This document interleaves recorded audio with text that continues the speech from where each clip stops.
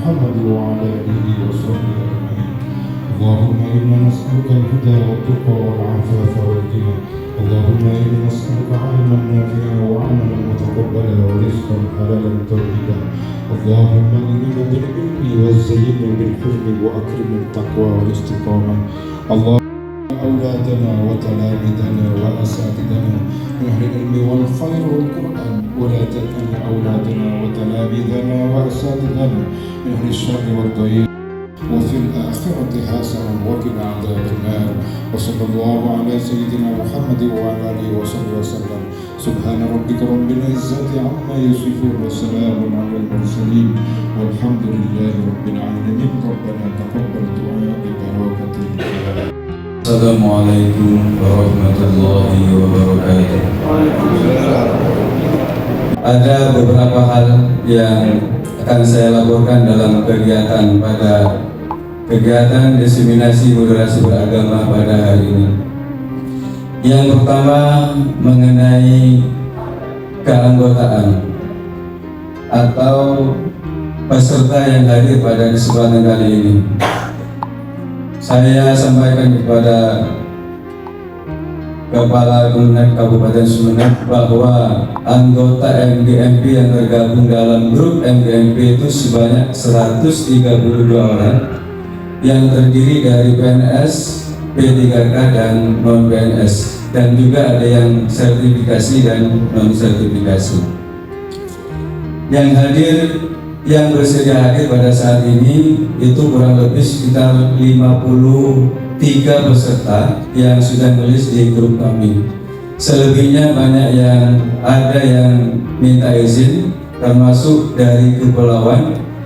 Mereka banyak yang minta izin karena masih ada di pulau dan tidak sempat menghadiri kegiatan ini.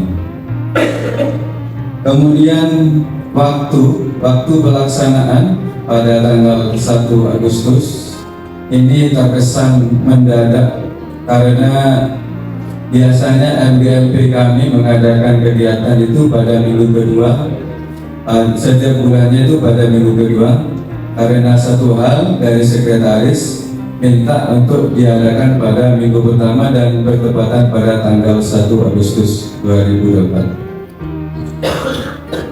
Kemudian tentang narasumber dalam kegiatan ini, yang pertama adalah Ibu Dimyatuddiniyah, Guru Agama SMP N2 Sumeneb sebagai Sekretaris MGMP PAI Kabupaten Sumeneb, dan yang kedua Bapak Syarif Hidayat sebagai anggota MGMP Guru SMP N1 Batang-Batang.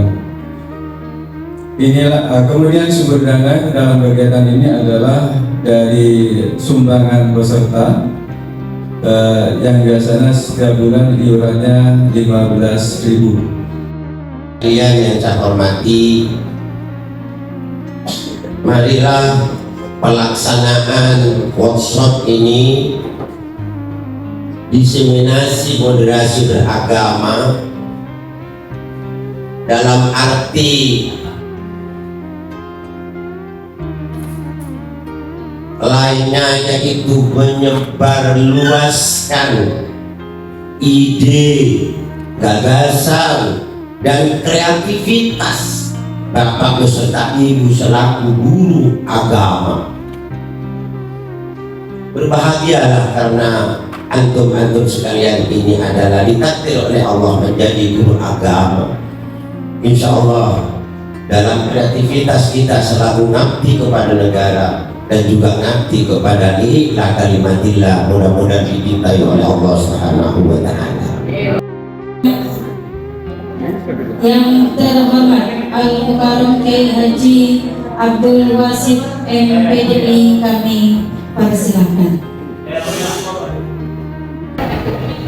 Assalamualaikum warahmatullahi wabarakatuh. Bismillahirrahmanirrahim. Alhamdulillahilladzi 'allama bil qalam 'allama al-insana ma lam ya'lam. Allahumma sholli wa sallim wa barik ala sayyidina Muhammadin khairil anam wa ala alihi wa ashabihi wa ahli baitihi al-kiram. Amma ba'du. Serta seluruh para hadirin, para undangan yang saya hormati, khususnya Bapak-bapak pelaksana di seksi PAIS, Abdullah Habib Lengkap dan mohon izin Pak Kasih PAIS sedang hadir ke acara seksi pondok pesantren se-Jawa Timur, karena beliau selain Kasih PAIS juga kita amanai sebagai PRT Kasih Pendidikan Dini dan Pondok Pesantren.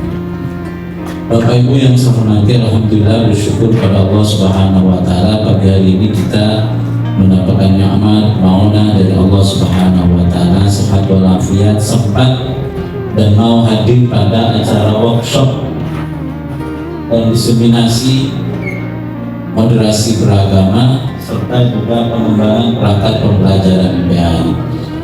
Yang kedua, sholawat dan salam kita aturkan kepada junjungan kita Nabi Muhammad SAW.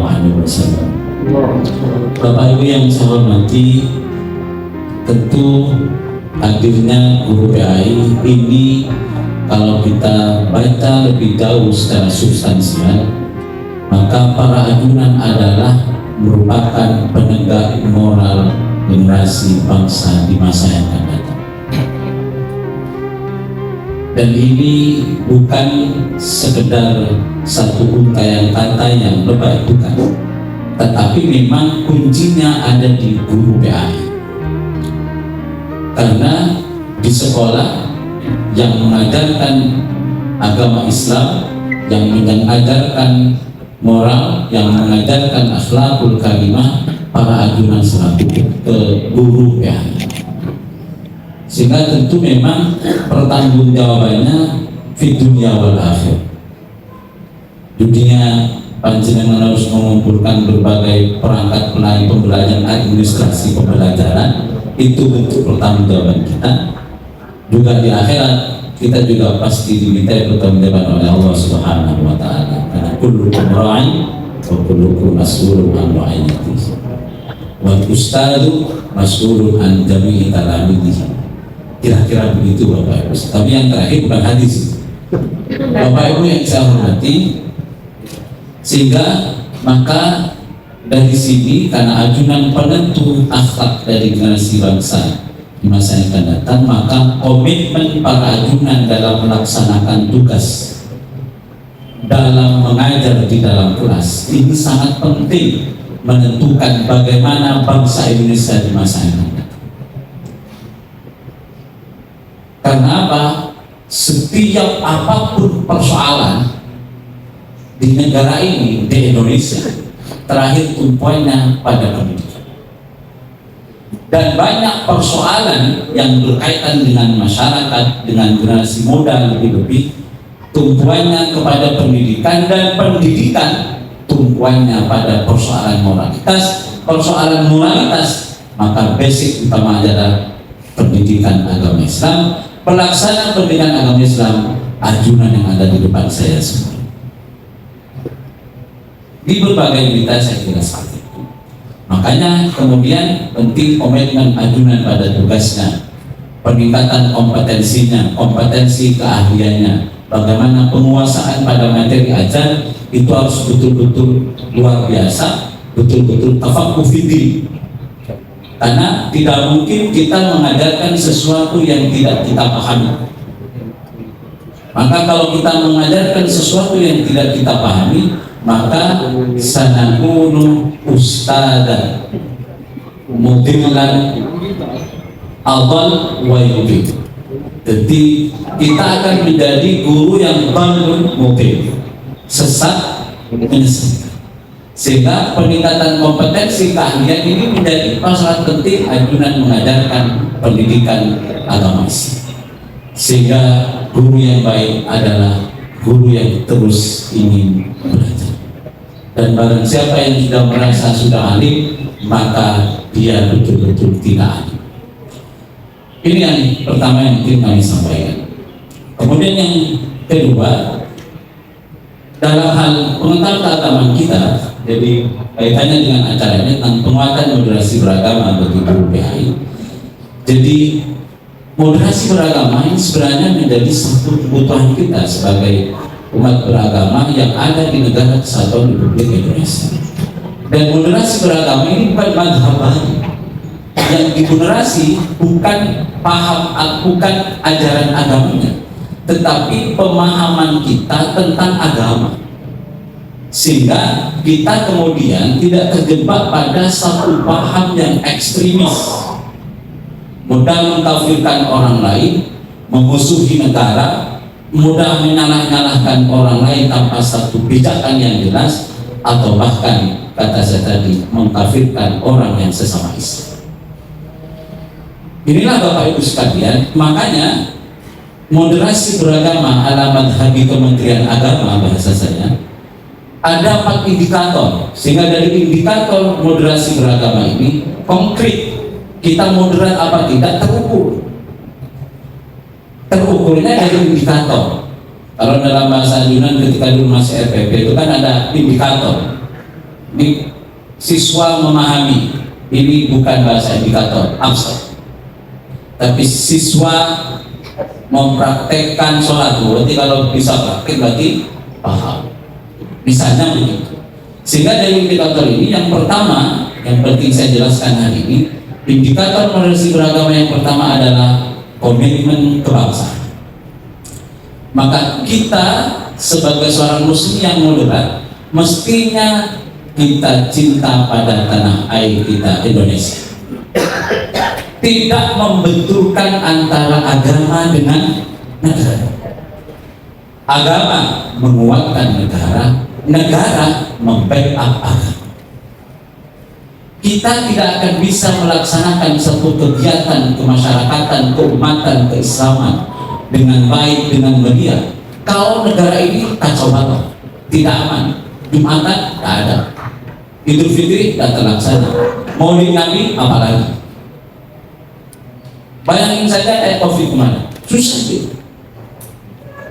Apalagi situasinya negara tidak, karena negara aman inilah maka kita bisa melaksanakan ibadah makhluk maupun ibadah baitul makhluk.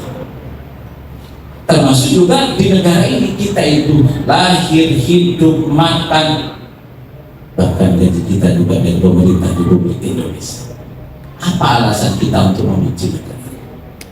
Dan satu hal, negara kita paham bersama, negara yang besar. Kita punya 275 juta jiwa lebih. Kita punya 17.000 pulau lebih. Kita punya 760-an lebih bahasa. Ada banyak. Artinya ini kita negara yang besar. Ajunan mau keliling Malaysia, Thailand, Singapura sehari selesai. Tapi mau keliling Indonesia seminggu kibereja dan kita ada. Ini secara geografis kita besar. Akhirnya jangan bandingkan negara Indonesia dengan negara-negara kecil. Dan negara kita memang ada ketidaksempurnaan, tapi mana negara yang tidak memiliki kekurangan? Yang kita pahami bersama. Nah, sehingga dari sini maka menjadi satu kewajiban personal kita. Ini kalau bahas menghukumi fardu, menjadi kewajiban personal kita untuk cinta pada negara Indonesia. Karena negara Indonesia ini sudah cukup ideal bagi kita. Kenapa? 2 hal yang cukup penting ada di negara kita. Pertama adalah himayatuddin, negara menjaga agama, memfasilitasi kita sebagai umat beragama, dan pemerintah tidak intervensi pada ajaran agama. Dalam hal sholat, tidak pernah pemerintah nambah 17 rukun sholat, 18 satu tambahan pemerintah. Wahada min ziyadatin ada. Dalam hal zakat, dalam hal haji, misalnya haji, yang kita urus adalah manajemen kegiatan keagamaan. Dalam hal haji, rukun sunnah wajib haji ranahnya ajaran agama. Tapi bagaimana manajemen tata kelola penyelenggaraan ibadah haji itu tanggung jawab pemerintah. Pemerintah mengurus ini, akomodasinya, konsumsinya, transportasinya, kesehatannya, ini menjadi tanggung jawab pemerintah. Tidak kebayang kalau pemerintah lepas tangan dari urusan haji. apa yang terjadi bagi kita umat Islam. Maka tadi saya harus numpak perahu, harus numpak pesawat, enggak susah Bapak Ibu sekalian. Inilah tentu ini sudah satu hal yang cukup ideal. Yang kedua setelah Himayaddin adalah siasat dunia. Pemerintah mengurus urusan dunia. Dan ini pemerintah melakukan, makanya ada Kementerian Pendidikan, Pertanian, Keuangan, Ekonomi, Perdagangan, dan semuanya. Ini apa? Ini bagian dari siasat dunia. Pemerintah mengurus urusan dunia. Tapi sekali lagi, tentu ketidakidealan dari negara kita itu bagian dari keduniaan kita. Karena sulit kita mendapatkan satu negara yang ideal tanpa celah, tanpa kekurangan. Dan sebagaimana saya mencintai istri saya, termasuk ajunan bapak mencintai istrinya, dan ajunan ibu mencintai suaminya, mencintai dengan kekurangan dan kelebihannya. Begitu juga cinta kita kepada negara Kesatuan Republik Indonesia. Yang kedua adalah indikator moderasi beragama, toleransi. Baik toleransi antar umat beragama maupun toleransi internal umat beragama. Dan toleransi itu tidak akan mengikis akidah kita. Yang berikutnya, toleransi jangan dimaknai sebagai tukar menukar ibadah ataupun akidah, bukan itu. Tapi toleransi kita wujudkan dalam bentuk saling menghormati, saling menghargai, dan bergaul sebagaimana mereka adalah saudara kita sebangsa setanah. Jumat wajib tetap ke gereja, ya tidak kita. Jadi jangan dipahami kemudian mencampur bawakan agama, tidak, tapi menghargai, saling menghormati terhadap kehususan masing-masing agama. Secara intrinsik kita harus yakin agama kita paling benar. Begitu juga mereka yang benar. Dalam konteks kehidupan sosial kemasyarakatan kita biasa bermuamalah. Sehingga inilah satu wujud toleransi kita, termasuk toleransi internal umat beragama. Dalam agama kita banyak aliran, banyak ormas, banyak macam. Sehingga disinilah kita dituntut bagaimana membangun satu kesepahaman, saling menghormati, saling menghargai. Yang ketiga Bapak Ibu sekalian adalah anti kekerasan. Sama yang terakhir Bapak Ibu sekalian, indikator dari moderasi beragama adalah penerimaan terhadap tradisi dan budaya lokal. Saya selaku Kepala Kantor Kementerian Agama Kementerian Sumber menyampaikan terima kasih yang sebesar-besarnya atas iktibat, keseriusan, kesungguhan dari MKMP dan para guru PAI di Kabupaten Sumeneb yang semangat, karena saya yakin guru yang berkualitas akan meningkatkan kualitas siswa-siswa kita.